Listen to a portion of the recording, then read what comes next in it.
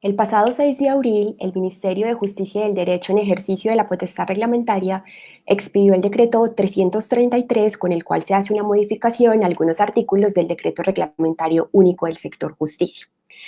En este decreto, una de las transformaciones más importantes y más sobresalientes de las que se ocupa y que de las que yo quiero ofrecer algunas reflexiones en esta videocolumna es en el cambio en la determinación de las reglas de competencia para el conocimiento de las acciones de tutela que se interpongan en contra del presidente de la República, ya que este decreto establece que competirá o que tendrá conocimiento exclusivo el Consejo de Estado de estas controversias constitucionales.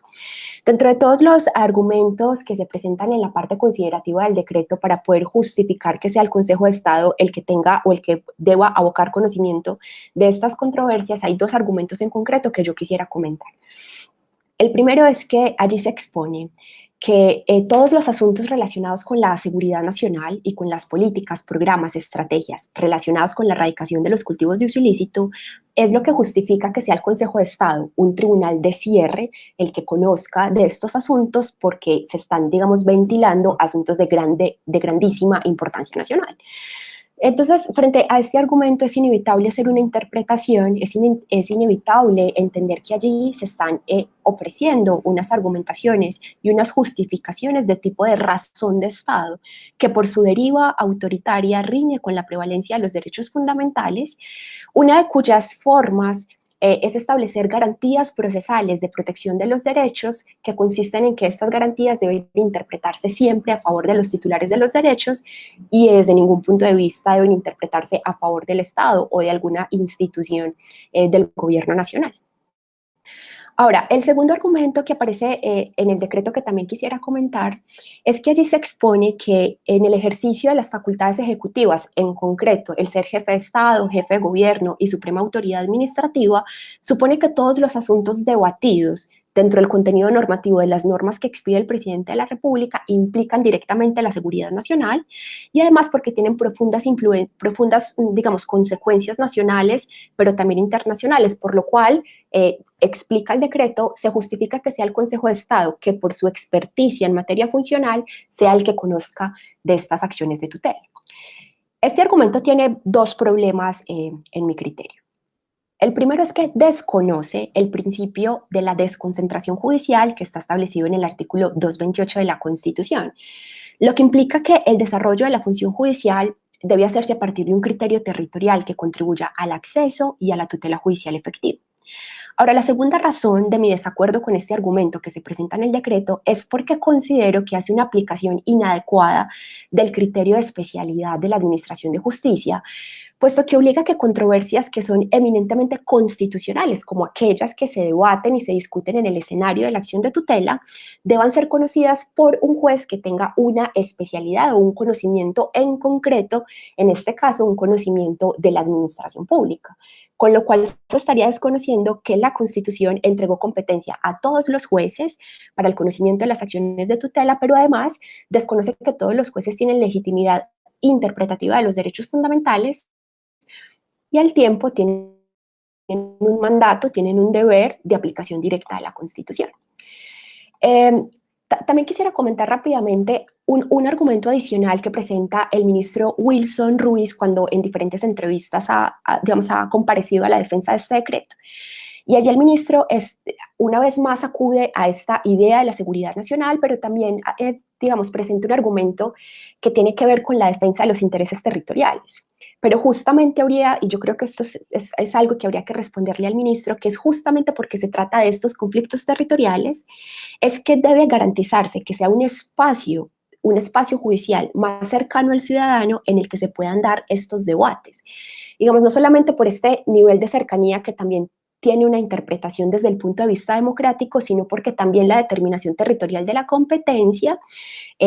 garantiza en términos procesales un derecho muy importante, que es el derecho a la defensa de las comunidades. Entonces creo que por lo anterior, lo que se presenta en este decreto, habría que interpretarlo, es un poco lo que yo propongo, como unas reminiscencias centralistas con las cuales, pues, o que nosotros tenemos conocimiento que nuestra historia constitucional han estado fundadas en un elitismo clasista y en formas antidemocráticas del ejercicio del poder político que se fraguan desde Bogotá, ¿no? Ahora, además de proponer aquí como una presunta falsa motivación del decreto y también una presunta desviación de poder del mismo en la medida en que se está utilizando indebidamente la potestad reglamentaria, no tanto para dar cumplida ejecución de la ley como una función ejecutiva, sino tal vez para procurarse la resolución de ciertos conflictos políticos que tiene el gobierno nacional en la aplicación de su programa respecto al derecho de las comunidades. También quisiera presentar, y ya para terminar, pues muy rápidamente, unas ideas por las cuales yo considero que el decreto adolece de constitucionalidad. La primera razón es porque vulnera el principio de autonomía e independencia judicial al desacreditar la idoneidad de los jueces territoriales para el conocimiento de causas constitucionales. Entonces, lo que yo noto es que ante la imposibilidad de disciplinar a los jueces, porque venimos de una serie de pronunciamientos que han sido contrarios a los intereses del gobierno nacional, específicamente en la aspersión con glifosato, por mencionar uno de los temas, entonces, ante la imposibilidad de disciplinar a los jueces, el expediente que utiliza el gobierno nacional con este decreto es quitarles su competencia. El segundo argumento de por qué creo que este es un decreto inconstitucional es porque hay una aplicación equivocada del principio de especialidad, con lo cual se está socavando y limitando el principio de la supremacía de la Constitución. Me parece además que con este decreto, este podría ser un muy buen ejemplo de lo que la doctrina llama la elusión del control constitucional, con lo cual el presidente también estaría limitando los alcances del control difuso de nuestro sistema judicial de control de constitucionalidad. Control difuso que persigue unos objetivos muy importantes para nuestro Estado constitucional, y estos son el hecho de democratizar la Constitución, de poner la Constitución al acceso de los ciudadanos y al mismo tiempo hacer pública y más eficiente la garantía de la protección constitucional. Bueno, esto de todas maneras no puedo dejar de mencionarlo, y es que es absolutamente impresentable que en el marco de un Estado de Derecho haya personas que directamente puedan elegir su juez, con lo cual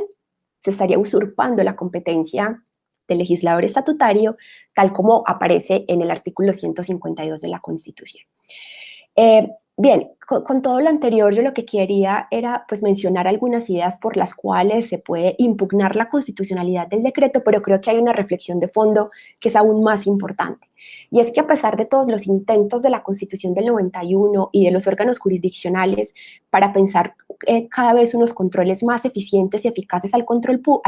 de la función pública, lo cierto es que el hiperpresidencialismo sigue siendo una amenaza para nuestra democracia, tal como lo demuestra la expedición de este decreto.